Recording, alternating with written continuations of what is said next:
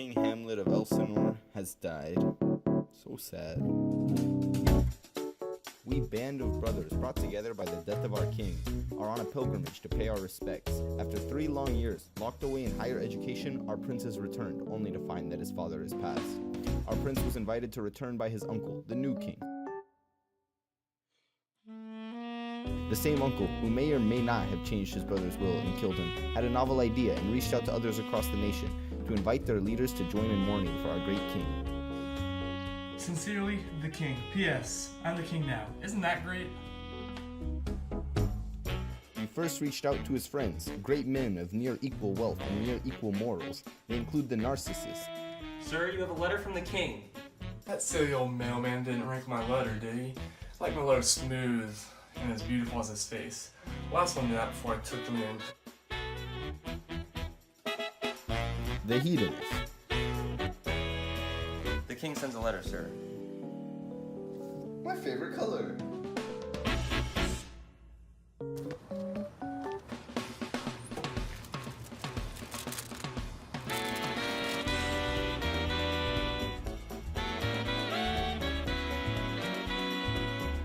The housewife. You read before me? And her troubled child by special circumstances. The prince did not wish to be alone in mourning, so he sent for his share of friends as well. All 2 of them, the villain and the romantic. And of course me, the royal narrator, recorder of events, teller of stories, and the like. Oh yeah, and him. Nobody really knows why he's here. We call him the monster. And for good reason.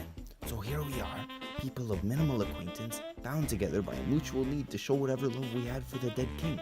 Of course, a bunch of strangers together for several days can get quite boring, so a certain hedonist thought it would be entertaining to tell a story. They heard something down in the hall in the dark. It came into the torchlight, and they knew Kathleen's old house in London was haunted. Wow, great story.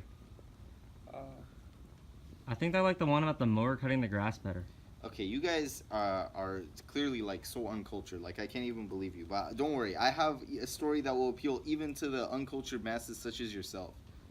There once was a mopey prince who sowed the seeds of sadness in whomever he conversed with, but his favorite target of conversation was none other than himself. A true weirdo was he. I'm going home today, friend.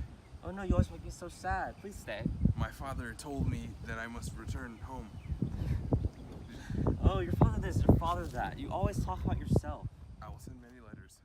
Upon arriving to his grand castle, the likes of which you swine have never seen, the prince was met with what sounds like bad news. Ah, my nephew. I'm afraid I must be the bearer of bad news. No! Yes. My father? Yes. Dead? Murdered? By you?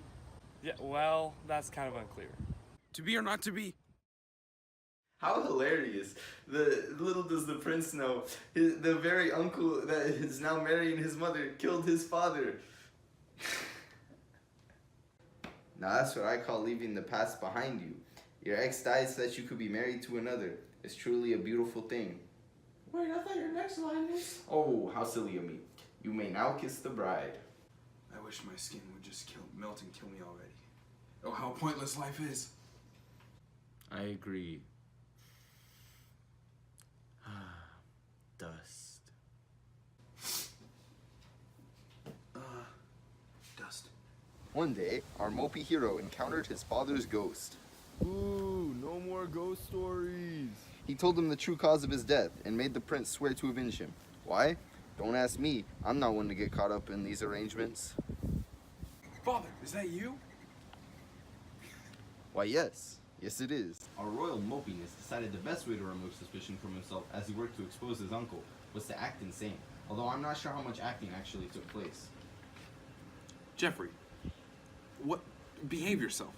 Pablo, tell Jeffrey to behave. Your Highness, I demand a raise. Well, if he gets a raise, so do I.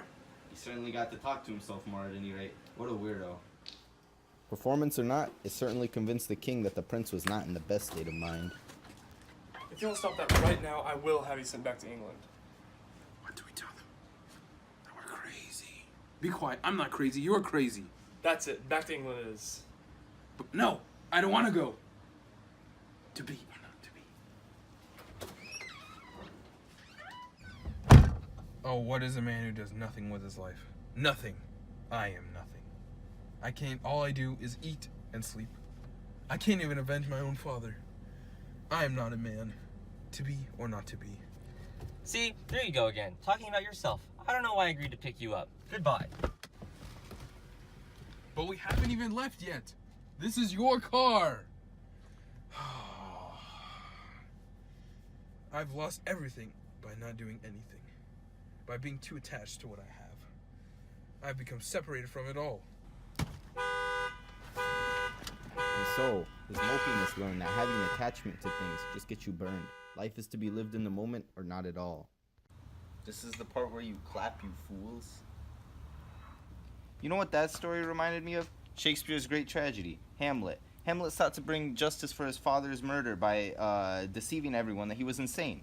He bid his time for the correct moment to strike and to make sure that he was in the right and that he was absolutely sure of his uncle's guilt. However, he took action too late, resulting in the death of almost everyone close to him, the entire court even. A perfect story from the hedonist, who cares about no others except himself and his wife, but he'll never tell you that. I suppose he thought the tale was funny, but not many agreed. Of course, someone had to show him up. Just typical coming from you, Mr. Hedonist. Oh yeah? Yeah. Everyone's heard that story before. Who hasn't read Hamlet? Quite derivative, I must say. If I could see stories, yours would look old and wrinkly. Like you? You didn't. You know what? I'll do you one better.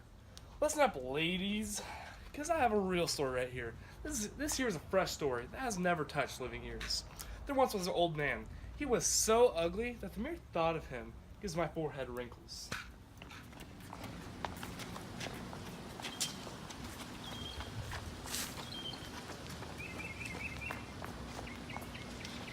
Hey chicos, no juegues en la calle. Ustedes niños se listamarán. What are you saying and why are you so ugly? No te vayas, por favor. No te vayas. Ajá.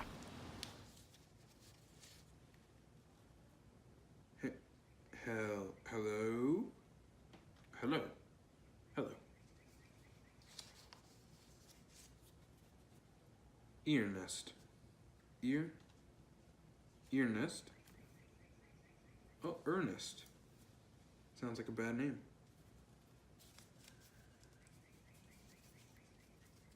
Statue?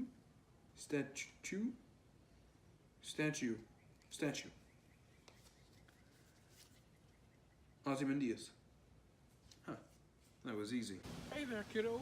How's it going? That's not my name, you monster. Monster. What is a noun? Imaginary creature that is typically large, wrinkly, and ugly. Absurd. I'm not large, wrinkly, or ugly. Get it? Because he's... oh, never mind. Soy monstro? Soy monstro? Soy monstro? Salutations, my children. I have bestowed with the wonders of communication. Now, my friends, allow me to realize my ambitions of kindness and forge the bonds of kinship that I've always yearned for. Now I was ready for their daily dose of smoke. It's still wrinkly, but now it's speaking English. Why, Creator? Wherefore art thou? Why hast all around me forsaken thy son? It's because you're ugly. Ha ha! And then... You know, I think we got the fact that he's ugly down. You can stop saying it now. Fools! Appearance is the most important part of one's character. I'm merely establishing what a horrible person he is. But isn't he, like, super kind? He's just, like, unfortunately ugly? Shut up, you ignorami. Hurt from his constant rejection, the old man developed a character to match his nasty appearance. Get off my lawn, you darn kids. I hate children, and I will unleash my vengeance upon any who dare encroach upon my realm. And so the ugly old monster finally accepted himself for who he truly was, a cranky man whose face was disgusting as the soul within. How's that for a story? As awful a story as that was, it sure reminded me of Mary Shelley's Frankenstein. The monster may have been ugly, but it was compassionate and only sought to be accepted by humans. Of course, humans being the judgmental creatures they were, they cast him out, quite violently in fact. For his looks alone, constant rejection drove him bitter and led him to murder several innocent lives in order to get back at his creator. Moreover, The narcissist rendition drew a few critics. Of all the stories told tonight, that has got to be one of the worst. My prince, join us. Thank you. Would you happen to have stories of greater caliber than these fibs that we've been punished with so far? Yes, I believe I do. There was once a quiet, ordinary family with an ordinary housewife and her ordinary sons and daughters. One day, her husband had to leave for work, so he sacrificed his elder daughter for good luck. Superstition, you know. After he left, the housewife kicked her son out. They got to learn how to fly on their own, and imprisoned her second daughter as a servant. Soon after, she received word that her husband would be coming home. How do you like the new welcome mat? Oh, it looks great.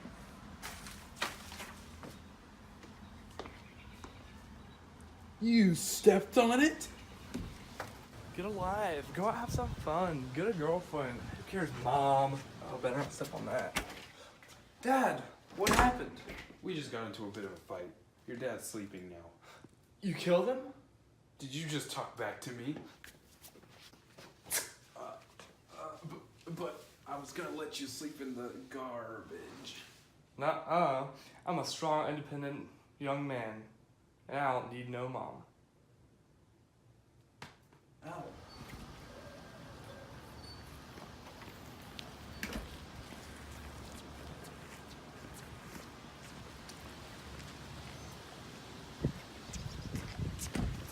Mom, help!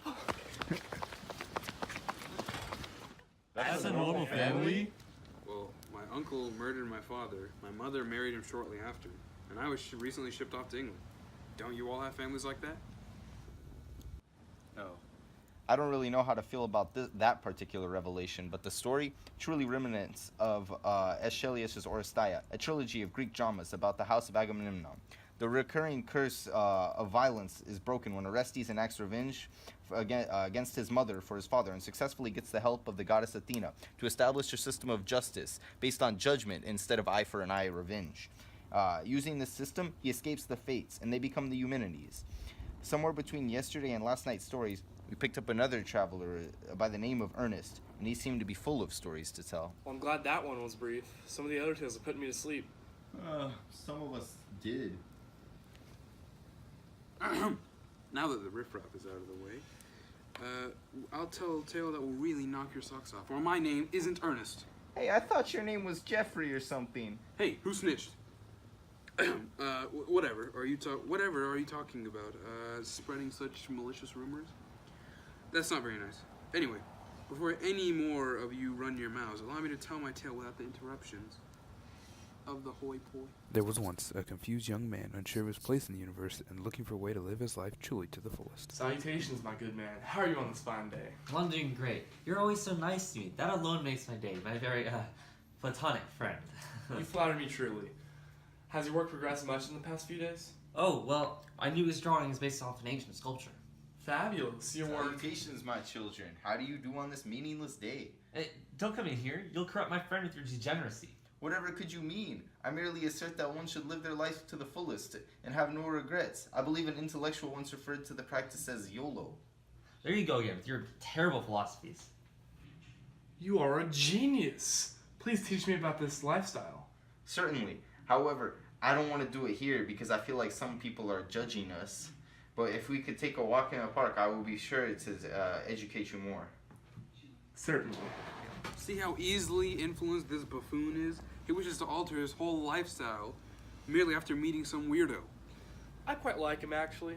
Yeah, I agree. I feel like he'd be quite the compadre. What I'm about to tell you is highly classified. It's my secret to a meaningful life. If you want to be successful, you'll do as I say. Okay. This book, it's unlike any other book, any other manual you've ever seen. It contains the secret to untold pleasure. Wow! And you're gonna go over to her. I'm gonna go over her. You're gonna tell her exactly how you feel. I will. That you hate her and you don't care. Wait, what? Rule 87. Don't care about people unless they can give you things. What about exception 16A? True love is always important. Trust me, this love will only bring you sorrow and responsibility. You will soon realize it wasn't true love. So, I go over her? You go over to her. And tell her exactly what I think. Exactly what you think. That she's not important and that I don't have time for responsibility in my life? Exactly. Alright, I'm going in. Sweet. What do you want, kid? Run along. Wait, now hold on a second. Wait, but what about rule number 7? We ain't got time for filth. Yeah, but just shh. What do you Sweep for want, money. kid? You sweep for money? Sweet for money. You made money? Thanks, kid. Of course. Rule number 2. Always got time for money, especially if it's someone else's. Love that rule. He was becoming someone else in order to escape the repercussions of his actions. Is that why you're going by Earnest? I'm going to pretend I didn't hear such slanderous words. Tell me they're lies. You don't trust me. Of course I trust you. If you trusted me, then you wouldn't be asking me these questions. Well, but there have been scandals, deaths, people gone missing. And who do you think is responsible? Well, I mean, You're the only one that knows who I really am. cause we're friends? Yes. Yeah. Friends.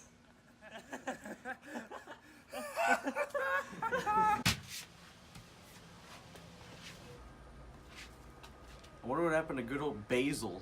Guess we'll never really have the answer to that one. And so, through committing himself to a lifestyle before even letting his voice drop, our young man got lost in the sauce of hedonism. He let it consume him, just as it consumed his mentor, changing his personality and soul completely, as though the old one had been completely and permanently replaced by the other. That was an interesting tale that seemed to follow the relationship of Lord Henry Wotton and Dorian Gray from Oscar Wilde's The Picture of Dorian Gray. Young Dorian is led astray by the charismatic hedonist Lord Henry. Dorian uses his gift of undying beauty to get whatever he wants and remove suspicion from himself. And although he becomes one of the most vile beings in the story by the story's end, it can be said that the root of his destruction was the day he met his hedonist mentor. After the tale's conclusion, one pilgrim had had enough of the second-rate stories and second-rate villains, so he decided to tell a more compelling story. These tales' evildoers are not true villains. They do evil for personal gain and have logical reasons behind their evil. To a true villain, being evil is the reward in of itself, and he cannot help himself from doing such acts. Listen to my tale of some fools and a true villain. Boy, oh boy, do I love this girl. If only I had the skill or technique to ask for her hand in marriage. Don't worry, young romantic, for I will woo this fine lady for you, because that's not weird at all. Why, thank you, my friends.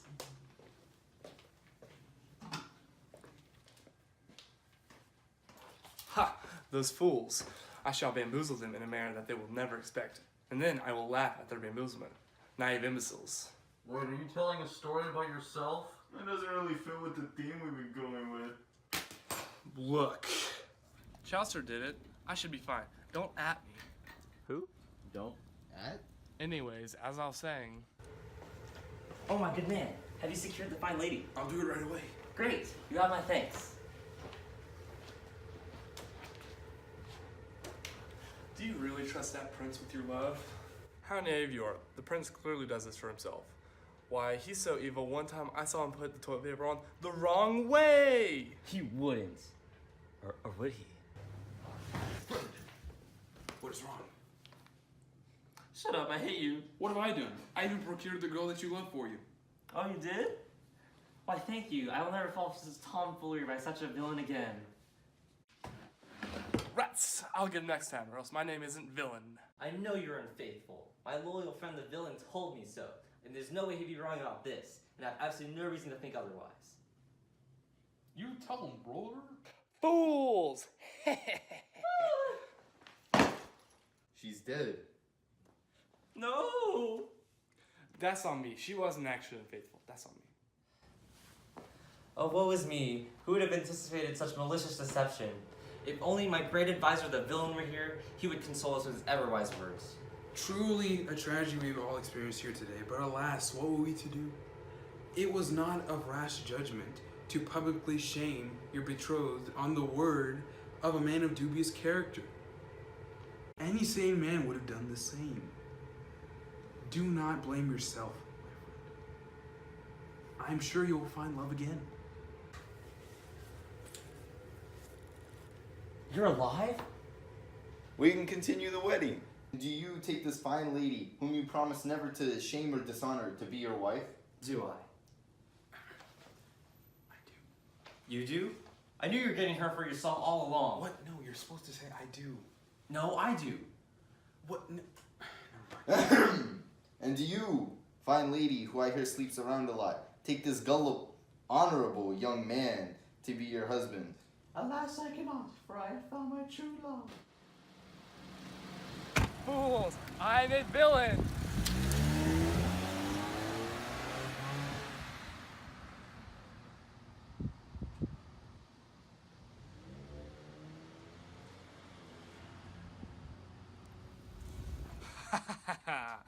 I showed him that if you trust someone, you lose everything. I showed him. Wait, that was a true story?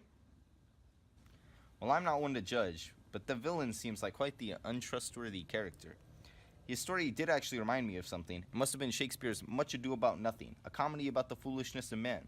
While busy deceiving one another in order to play matchmaker, the protagonists failed to realize that the villain among them was secretly pulling strings in order to create chaos. When the sun rose the next day, many of them forgot the tragic stories told over a dying campfire the night before as they made their way onward to Elsinore. But I, the royal recorder, historian, and storyteller, never forget a good story.